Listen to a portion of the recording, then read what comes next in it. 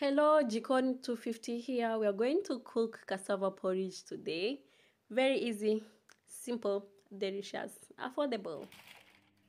So we start by peeling up our cassava. This is how you peel cassava. You cut the bottom and the top part because it's dirty most of the times. Then you make a line from top to bottom, which is going to be helping you to peel your cassava just the same way I did it. Very easy, right? Yeah, so it's not hard. Just follow how I'm doing it. If you can't really get the explanations, just watch the video, and then when you're done peeling your cassava, cut it in two. There's like something in the middle which is hard, like is it like a stem? I don't know if they call it a stem. Then make sure you remove it so that it won't be disturbing you when you're eating. Yeah, the other way you can do it is to cut your cassava in small pieces, make a line again, and then peel it. And you can use a chopping board to be cutting cassava in half, or maybe when you want to remove that middle stem thing so that you won't cut yourself, just use a chopping board if you are not really used to using knife like this. Yeah.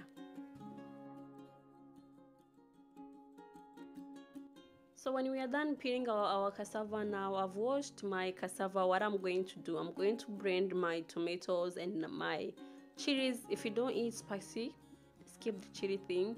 Just blend your tomatoes.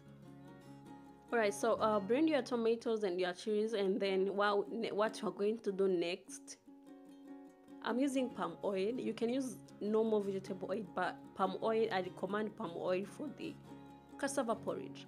So then when my palm oil is cooked, then I'll add in the onions. I'm going to cook these onions until when they're like translucent, when they're done, they're cooked. Yeah, simple. Today we're cooking simple food and so delicious. And make sure to subscribe, please, so that you can see my next videos, my coming videos. Yeah. So now my onions are done. What I'm going to do, I'm going now to go ahead and pour in our blended tomatoes and chilies. Yeah,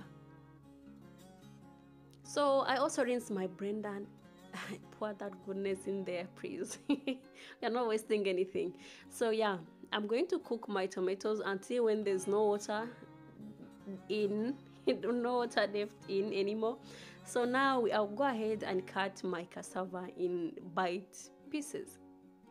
Yes, just cut in bite pieces. It will be easy to cook, like it will take short time, and it's also going to be easy when you're eating. Yeah, so my tomatoes are done. I also added in some tomato paste, just a little bit of tomato paste, because I only used 2 tomatoes and they were small, so they were not enough for the color that I really want to achieve. So I also added in salt for taste and some okay, just add your Maggi, and if you eat like crayfish and those, yeah, just add them. But today, affordable. Yeah, we are going for affordable. So we go ahead and add in some water to cook our cassava, because our cassava is not pre-cooked or anything, so we have to add enough water to cook our cassava. So as the cassava cook, I went ahead and cut some green vegetables. You can use any green vegetable that you really want, or you can use spinach, and the frozen one is also fine if you can't really get fresh spinach.